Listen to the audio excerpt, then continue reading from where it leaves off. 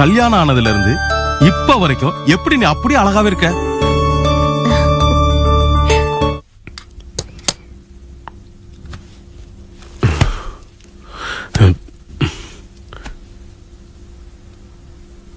என்ன லீலா, புக்கு படிக்கிறியா?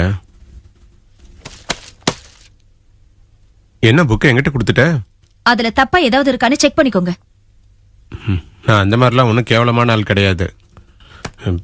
லீலா, நான் ஒன்று சொன்னா நீ கோச்சுக்க மாட்டியே? என்ன? நீ ஒரு நாள் ஆபீஸ்க்கு லீவ் போறதுனால ஒரு 2-3 லட்சம் நஷ்டம் வருமா? வர வர நக்கல் ரொம்ப ஜாஸ்தியா தான் இருக்கு. இல்ல, தெரியாம தான் கேக்குறேன். நீ ஒரு நாளைக்கு ஆபீஸ்க்கு போலன்னா ஆபீஸ் மூட வேண்டிய நிலைமை வந்தாலும் வருமா? இப்ப எதுக்கு எனக்கு தொந்தரவு கொடுக்குறீங்க? எனக்காக நீ ஒரு நாளைக்கு ஆபீஸ்க்கு லீவ் போட. என்னால முடியாது. இப்படி சொன்னா எப்படி? உங்களுக்கு என்ன வேணும்? ஏன் என் உயிரை வாங்குறீங்க? பொருளாதார நெருக்கடி ஒரு நாள் லீவ் போறதுனால மோசமா போவாதுன்னு நீ நினைக்கலன்னா எனக்காக நாளைக்கு ஒரு நாளைக்கு நீ லீவ் போடு. ஏன் ஒரு நாள் லீவ் போட்டுட்டு நாள் முழுக்க உங்க மூஞ்சியை பார்த்துட்டு இருக்க சொல்றீங்களா? இந்த மூஞ்சியை தானே கல்யாணம் பண்ணிட்டு இத்தனை வருஷமா பார்த்துட்டு இருக்க. இப்ப என்ன? நாளைக்கு நம்ம கல்யாண நாள் ஞாபகம் இருக்கா? அதான் லீவ் போட்டுட்டு 2 பேரும் கோயிலுக்கு போயிட்டு வரலாம்.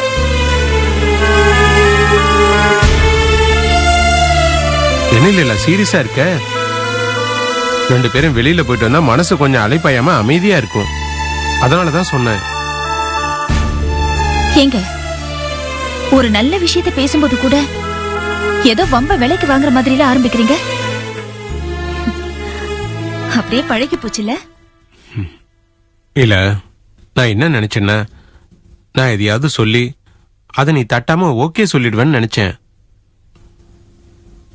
அது ரொம்ப பெரிய எதிர்பார்ப்பு இல்ல? சொல்லு லீலா, நாளைக்கு ஆபீஸ்க்கு நீ லீவ் போட்டுறியா?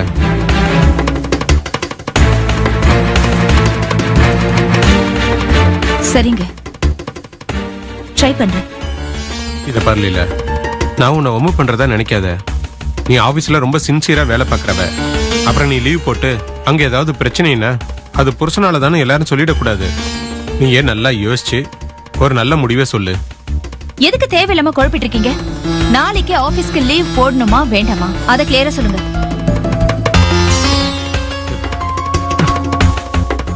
என்ன? என் பொண்டாட்டி என்கிட்ட யோசனை கேக்குறா, அது கனவா நிஜமானு பார்த்தேன். இத பாரு, எனக்காக ஏதாவது செய்யணும்னு நினைச்சினா அது வேணாம்.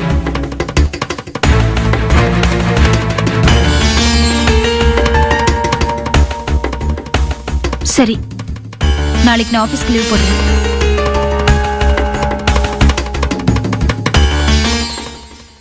சிங்கப்பூர் போறது முடிவாயிடுச்சாண்டா.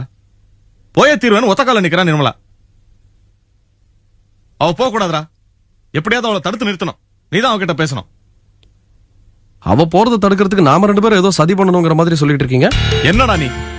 நான் எதுக்காக சொல்றேன்னு உனக்கு புரியல? எனக்கு புரியல, எதுக்காக சொல்றீங்க? கண்காணாத இடத்துல அவ்வளவு தூரத்துல தனியா என்னடா பண்ணுவா?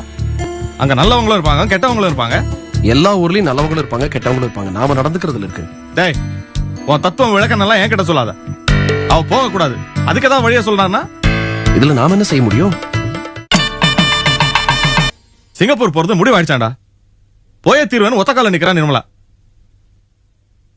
அவ போக கூடாதுடா. எப்படியாவது அவளை தடுத்து நிறுத்தணும். நீதான் அவகிட்ட பேசணும். அவ போறதை தடுக்கிறதுக்கு நாம 2 பேரும் ஏதோ சதி பண்ணணுங்கிற மாதிரி சொல்லிட்டு இருக்கீங்க. என்னடா நீ? நான் எதுக்காக சொல்றேன்னு உனக்கு புரியல? எனக்கு புரியல, எதுக்காக சொல்றீங்க? கண்காணாத இடத்துல அவ்வளவு தூரத்துல தனியா என்னடா பண்ணுவா? அங்க நல்லவங்களும் இருப்பாங்க, கெட்டவங்களும் இருப்பாங்க. எல்லா ஊர்லயும் நல்லவங்களும் இருப்பாங்க, கெட்டவங்களும் இருப்பாங்க. நாம நடந்துக்கிறதுல இருக்கு. டேய், உன் தத்துவம் விளக்க நல்லா என்கிட்ட சொல்லாத. அவ போக கூடாது. அதுக்கு ஏதாவது வழியா சொல்றான்னா இதுல நாம என்ன செய்ய முடியும்? எதிர்காலத்துல தனக்கும் தன் குழந்தைக்கும் அழகா சேர்க்கணும்னு அவ இந்த முடிவு எடுத்திருக்கா. அதை எப்படி குத்த சொல்ல முடியும்? போடா இவன. இங்க அவ எவ்வளவு தூரத்துல இருந்தாலும், அம்மா உடம்பு சரியில்லைனாலோ இல்ல வேற ஏதாவது பிரச்சனைனாலும் நம்ம நேரடியா போய் பார்க்க முடியும். அங்க ஏதாவது பிரச்சனை போய் பார்க்க முடியுமா? எல்லாத்துக்கும் தனியா கஷ்டப்படணும்டா. அங்க அவளை தனியா விட்டுட்டு நம்மளால எப்படி நிம்மதியா இருக்க முடியும்? அது மட்டும் இல்லாம எங்க குற்றாலத்துல அவ இருக்கிறது ஒரு சின்ன கிராமம். ஊர் மக்கள் எல்லாம் சொந்த ஊர் பொண்ணு மாதிரி அவளை பாத்துப்பாங்க. அங்க யாரோட ஒத்தாசை பண்ணுவாங்க? எல்லாத்துக்கும் தனியா எல்லாம் கடந்து அல்லாடணும். நீங்க சொல்றது எல்லாமே நியாயம்தான். ஆனா அவ எதிர்காலத்தை யோசிச்சு ஒரு முடிவெடுத்திருக்கா. இதுல நாம என்ன பண்ண முடியுங்கிறீங்க? ஓ, அவ எதிர்காலத்தை நினைக்க ஆரம்பிச்சிட்டா, நீ அதை ஒத்துக்கிற? நிச்சயமா. டேய், அவ எதுக்குடா எதிர்காலத்தை பத்தி யோசிக்கணும்? அதுக்கு நீயும் நானும் இல்ல. இத பாருடா, அவ போகிறது எனக்கு பிடிக்கல. அதுக்கேத்த மாதிரி ஏதாவது பேசு, அவ்வளவுதான். கஷ்டம். அவ சின்ன குழந்தை இல்ல, வளர்ந்த பொண்ணு. அதுவும் இப்ப சொந்த கால நிக்கிறா. அவளா பார்த்து தான் இதுல முடிவெடுக்கணுமே ஒழிய நீங்களோ நானோ நம்ம எண்ணத்தை கொண்டு போய் அவனால திணிக்க முடியாது. போடா அறிவு கேட்டவன்.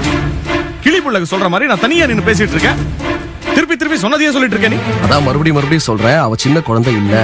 ஆமாண்டா, அவ சின்ன குழந்தை இல்ல, நீயும் சின்ன குழந்தை இல்ல. எல்லாரும் வளர்ந்து பெரியவங்க ஆயிட்டீங்க. அதான் நான் சொல்றது எதுவும் காதுல விழல. அவ ஒரு அறிவு கேட்டவ, போய தீரணும்னு ஒத்த கால்ல நிக்கிறா. நீ அவளுக்கு புத்தி சொல்றதை விட்டுட்டு எனக்கு விளக்கம் சொல்லிட்டு இருக்க.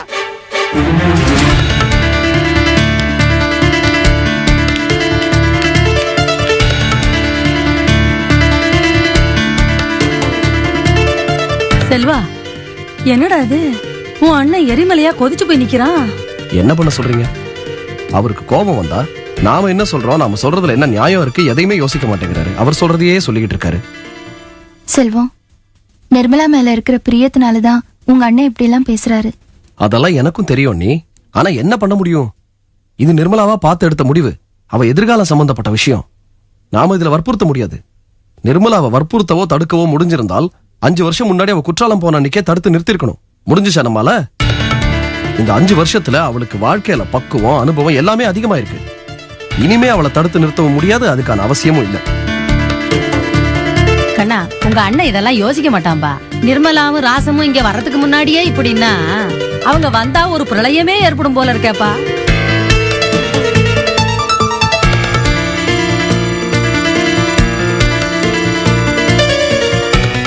நான் கோயில் வரைக்கும் போயிட்டு வரேன்ப்பா. போயிட்டு வா. வீட்டை பாத்துக்கங்க. என்னதுனா திடீர்னு கோயிலுக்கெல்லாம்? இல்ல மாமா, இன்னைக்கு லீலாக்கு ரவிக்கு கல்யாண நாள் இல்ல. ஏதோ நேத்து நடந்த மாதிரி இருந்துச்சு. 6-7 வருஷம் ஓடி போச்சு. நமக்கு இப்படி இருக்கு. ஆனா பாவம் லீலா, இப்பவே 50-60 வருஷம் வாழ்ந்த அலுப்பும் சலிப்பும் வந்துருச்சு. ஏய், நல்ல நாள் அதுமா போய். ஏண்டா அவ பேசாதனால இல்லைன்னு ஆயிரும். சரியா தான் சொல்லுது. என்னப்பா எப்பவும் இப்படியே வருந்துற போது என்னைக்காவது ஒரு நாள் மாறாதா என்ன? சரி.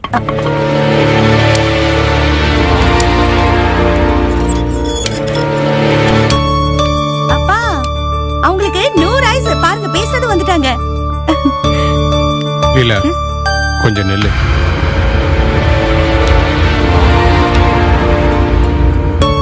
வாங்க மாப்பிள்ள, வா லீலா. வாங்க வாங்க வாங்க. எங்களுக்கு இன்னைக்கு கல்யாண நாள் மாமா. தெரியுமே, நாங்களும் இப்ப அதை பத்தி தான் பேசிக்கிட்டு இருந்தோம். உங்ககிட்ட ஆசீர்வாதம் வாங்கிட்டு போலான்னு வந்தோம். ரொம்ப சந்தோஷம். ரொம்பவே சந்தோஷமா இருக்கு ரவி. நீங்க இப்படி வருவீங்கன்னு எதிர்பார்க்கவே இல்ல. வாங்க, உள்ள வாங்க. வாங்க ரவி, உள்ள வாங்க. ஏன் வீட்டுக்குள்ள கூப்பிட்டு மறுபடியும் அடிக்கிறதுக்கா? என்ன சொல்றீங்க? ஒண்ணுமே புரியலையே. ஏன் சொல்ல மாட்டீங்க? அடிச்ச உங்களுக்கு வேணா புரியாது, அடி வாங்கின என்னால மறக்க முடியாது. என்ன ரவி, இவ்வளவு தூரம் வீடு தேடி வந்திருக்கீங்க, பழசா பேசுறீங்களே. நான் அடி வாங்கினது உங்களுக்கு வேணா பழசா இருக்கலாம், ஆனா என்னால அதெல்லாம் மறந்துட்டு பேசாம இருக்க முடியாது. நான் அடி வாங்கின மாதிரி ஒரு சந்தர்ப்பத்துல நான் உங்களை அடிச்சுன்னு வச்சுக்குங்க, அதெல்லாம் மறந்துட்டு இந்த மாதிரி பெருந்தன்மையா பேசுவீங்களா? என்ன ரவி இது?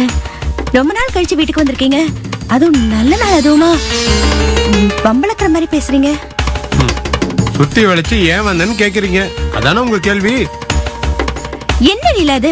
எது பேசினாலும் உங்க வீட்டுக்காரர் குதர்க்கமாவே பேசுறாரு. ஏங்க, இதுக்காகத்தான் லீவ் போட்டு சொல்லி உயிர் எடுத்தீங்களா? நான் சொன்னது உங்க அப்பாட்ட ஆசீர்வாதம் வாங்கலான்னு ஒரு நல்ல எண்ணத்துல. அந்த இடத்துல அவங்க கேள்வி கேட்டாங்க, நான் பதில் சொல்லிட்டு இருக்கேன். மாமா, எங்களை ஆசீர்வாதம் பண்ணுங்க. லீலா வா. வேணாம் வேணாம், பரவாயில்ல பரவாயில்ல. நல்லா நல்லா. ரொம்ப தேங்க்ஸ் மாமா. எங்க நீங்களும் உதாசீனப்படுத்துறீங்களோன்னு நினைச்சேன். வரமாமா, பாலையில வரேன்ப்பா, வரேன்ப்பா.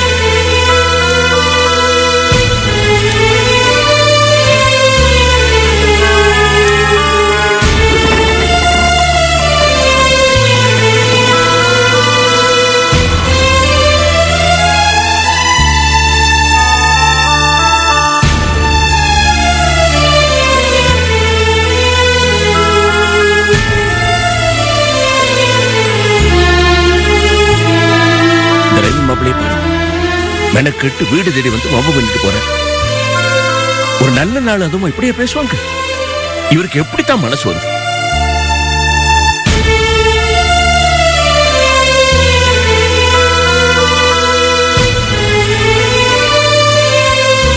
ஏதுரா மனசு மாதிரி வந்துட்டாருன்னு நினைச்சேன்.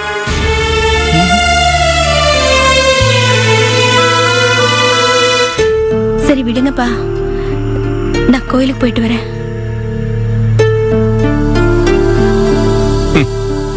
கோயிலு பூஜை அர்ச்சனை எதுக்குமே அர்த்தம் இல்லாம போயிடுச்சு. இன்னுமா இதெல்லாம் நம்பிக்கை இருக்குது? எல்லாம் மன திருப்திக்கு தான்ப்பா.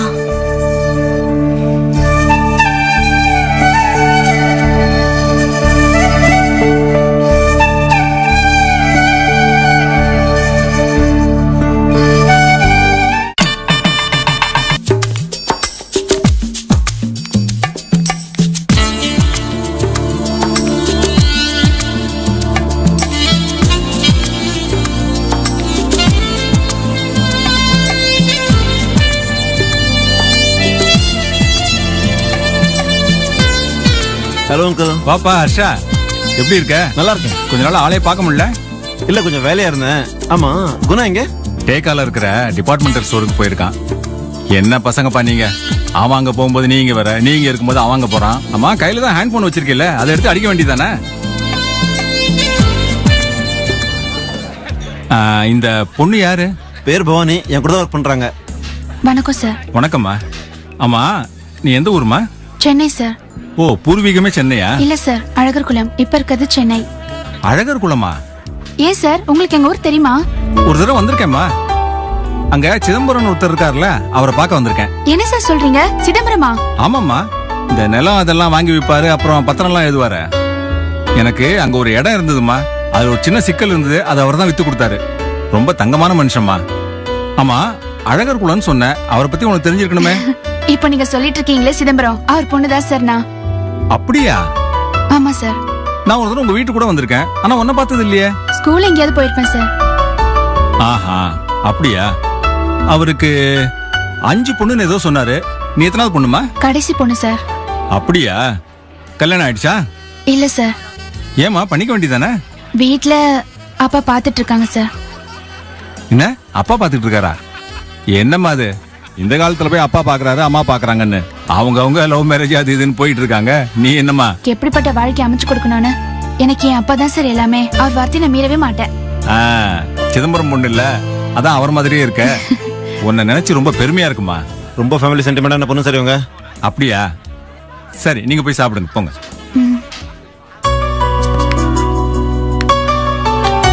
உட்காருங்க பவானி.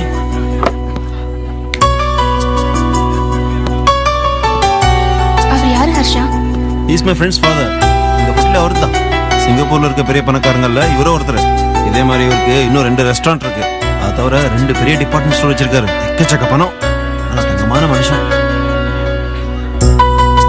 ஹர்ஷா, ஒரு நிமிஷம். என்ன அங்கிள்? ஒண்ணு இல்லப்பா, உன்னால எனக்கு ஒரு சின்ன ஹெல்ப் ஆகணுமே. சொல்லுங்க அங்கிள்.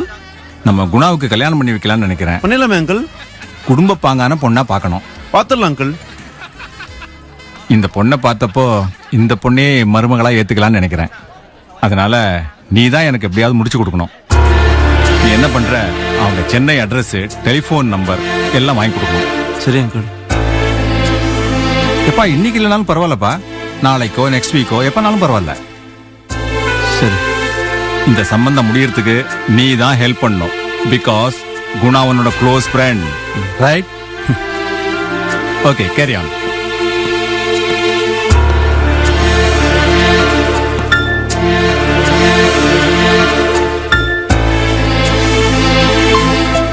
ஹர்ஷா, ஆர்டர் பண்ணிட்டீங்களா?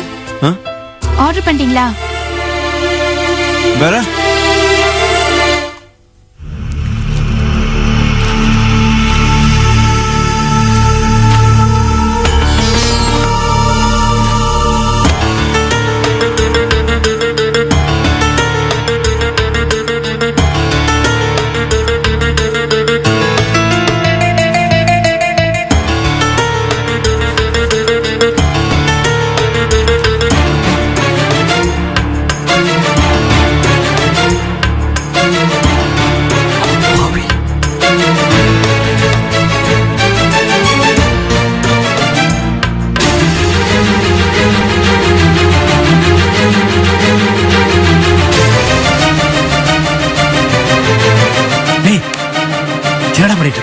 எதுவும் பண்ணல. பொய் சொல்லாத அத பார்த்தனே. ஒழுங்கு மரியாதை உண்மையை சொல்லு, இல்லாட்டி உன்னை அடிச்சு கொண்டு வர. என்னங்க என்னாச்சு? அப்பா சட்டப்பையில இருந்து காசை திருடுறான். டேய் சொல்லுடா, எத்தனை நாள் நடக்குது இது? அப்பா அது வந்து சனியனே, உனக்கு எங்க இருந்துடா வந்தது இந்த திருட்டு புத்தி? டேய் சொல்லி சொல்லடா, எத்தனை நாள் நடக்குது இது? அப்பா நம்ம வீட்டுல திருடு போனதெல்லாம் நான் தான் படுத்தேன். பாத்தியா ராஜு, பாத்தியா அவன் சொல்றத? ஐயோ, இது வெளியில தெரிஞ்சா எவ்வளவு அசிங்கம். இவன் திருடினதுக்கு அந்த முத்து பையனை போய் நான் கண்டபடி பேசிட்டேன். அவளுக்கு தெரிஞ்சா என் மரியாதையே போயிடுங்க. டேய் இன்னையோட இந்த பழக்கத்தை விட்டுரு. இனிமே இந்த வீட்டுல ஏதாவது திருடு போச்சு, உன் கைய கால ஒடிச்சு ஜாக்கிரதை. சாரிப்பா. இந்த பேச்சை இதோடு விடுங்க. வேற யாருக்கும் தெரிய வேண்டாம். தெரிஞ்சா நமக்கு தான் அசிங்கம். யார்கிட்டயும் மூச்சு கூட விடாதீங்க. சரி, நீ சொன்ன மாதிரி இந்த விஷயத்தை இப்படி விட்டுருவோம். இது நமக்குள்ளே கமுக்கமா இருக்கட்டும், புரியுதா? ரொம்ப நல்லா இருக்குப்பா நீ சொல்றது. அப்பா அது வந்து ஏமா செய்யாத தப்புக்கு அந்த புள்ளைய என்ன திட்டுங்க. நீ எப்படிப்பா கமுக்கமா இருக்கு சொல்ற? அவன் தப்பு பண்ணிருக்கான், முத்து தப்பு பண்ணல. இது எல்லாருக்கும் தெரியணும், அதான் நியாயம். சின்னப்பா இந்த சின்ன விஷயத்தை ஏன் இப்படி பெருசு? வாய மூடுறா.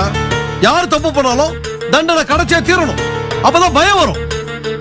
இன்னைக்கு இவனை போனா போதுன்னு விட்டா தொடர்ந்து தப்பு பண்ணிட்டே இருப்பான். அதனால இந்த விஷயம் எல்லாருக்கும் தெரியணும். அப்பா நான் சொல்றது கொஞ்சம் கேளுங்க. பேசாதே. அப்பா அப்பா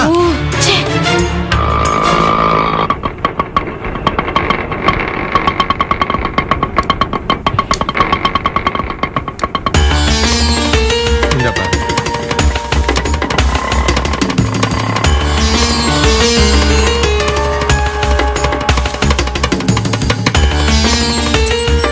என்ன லீலா, அப்பா எப்படி இருக்காங்க?